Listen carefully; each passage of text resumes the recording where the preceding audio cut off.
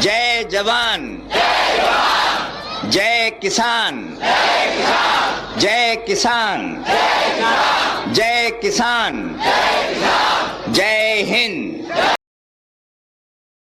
नमस्कार दोस्तों, जय जवान जय किसान। ये नारा सुनकर तो आप समझ ही गए होंगे कि आज हम किस व्यक्ति के ऊपर चर्चा करने वाले हैं। ये सिर्फ एक नारा नहीं था, ये भारत के भविष्य की नींव थी। आज हम एक ऐसे व्यक्ति के ऊपर बात करने वाले हैं जिनके कार्यकाल में भारत की सेना लाहौर तक पहुंच गई थी। 1965 में जब पूरा देश संकट में था, तब एक व्यक्ति ने नेतृत्व किया। ना कोई डर, ना कोई अहंकार। ये कहानी है भारत के दूसरे प्रधानमंत्री लाल बहादुर शास्त्री की। क्या आपने कभी सोचा है कि भारत के एक प्रधानमंत्री की मौत रहस्यमय तरीके से क्यों हुई? ताशकंद में क्या हुआ था? आइए जानते हैं लाल बहादुर शास्त्री की अनकही कहानी। जब देश अन्न संकट से जूझ रहा था, तब इस आदमी ने खुद आधा पेट खाकर पूरे देश को प्रेरित किया। ये है लाल बहादुर शास्त्री, भारत के सच्चे किसान नेता की एक कहानी। लाल बहादुर शास्त्री 9 जून 1964 को भारत के दूसरे प्रधानमंत्री बने। 27 मई 1964 को पंडित जवाहरलाल नेहरू के निधन के बाद 31 मई 1964 को कांग्रेस संसदीय दल की बैठक में लाल बहादुर शास्त्री को सर्वसम्मति से नेता चुना गया और 9 जून 1964 को प्रधानमंत्री पद की शपथ ली। बात करें 10 जून 1966 की, तो प्रधानमंत्री लाल बहादुर शास्त्री, उनके साथ एक प्रतिनिधिमंडल जिसमें शामिल थे डॉक्टर आर.एन. चुग, रामनाथ और कुलदीप नैयर। ये सभी लोग ताशकंद, सोवियत संघ, अभी के उज्बेकिस्तान में एक समझौते के लिए गए हुए थे, शांति समझौता। 10 जनवरी 1966 को समझौता करने के बाद, रात्रि भोजन करने के बाद प्रधानमंत्री लाल बहादुर शास्त्री अपने कमरे में विश्राम करने चले गए। ये भी बताया जाता है कि उन्होंने अपने परिवारजनों से बात की और ये जानने का प्रयास किया कि भारत में शांति समझौते के बाद लोग क्या क्या कह रहे हैं। 11 जनवरी 1966 को एक खबर फैलती है कि भारत के तत्कालीन प्रधानमंत्री लाल बहादुर शास्त्री जी का निधन ताशकंद में हार्ट अटैक की वजह से हो गया। क्या ये बात सच है कि लाल बहादुर शास्त्री जी का निधन हार्ट अटैक की वजह से हुआ था?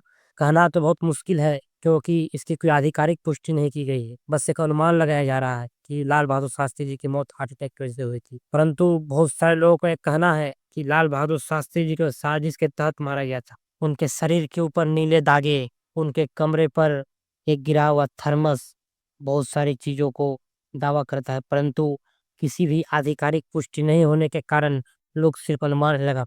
जब लाल बहादुर शास्त्री के पार्थिव शरीर को भारत लाया गया, तो उनकी पत्नी, उनके बेटे और उनके शुभचिंतकों ने बार बार कहा कि लाल बहादुर शास्त्री की मौत हार्ट अटैक से नहीं बल्कि हत्या हुई है।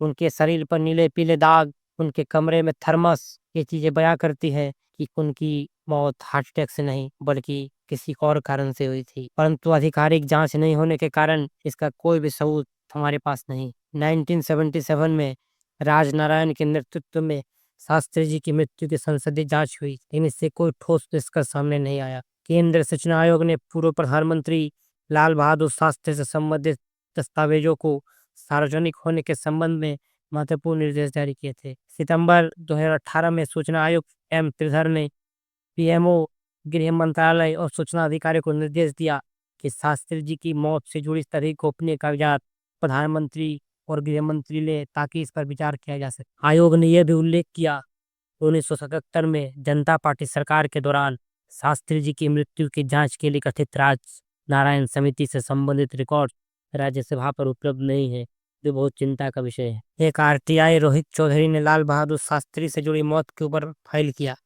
पीएमओ ने इसका जवाब देते हुए बताया कि पीएमओ के पास फाइल नंबर 2/579/66 पीएम, जो 3 वॉल्यूम्स में मौजूद है, लेकिन यह सेक्शन 8 सेक्शन 1 के क्लोजे के तहत क्लासिफाइड होने के कारण सार्वजनिक नहीं किया जा सकता।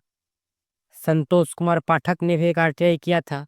इस आरटीआई में बताया गया कि लाल बहादुर शास्त्री के पोस्टमार्टम रिपोर्ट उपलब्ध नहीं है। फिर जॉइंट मेडिकल इन्वेस्टिगेशन रिपोर्ट, जो उनके पर्सनल डॉक्टर आर.एन. चुग और कुछ रशियन डॉक्टर्स ने तैयार की थी, वो मौजूद है। परंतु इस फाइल को नेशनल सिक्योरिटी, फॉरेन रिलेशन या पार्लियामेंट्री प्रिविलेज के कारण से रिलीज नहीं किया जा सकता। इनके सहायक रामनाथ और डॉक्टर आर.एन. चुग की भी मौत सड़क हादसे में हो गई थी। ये दोनों लोग प्रधानमंत्री लाल बहादुर शास्त्री जी के साथ ताशकंद समझौते में शामिल हुए थे।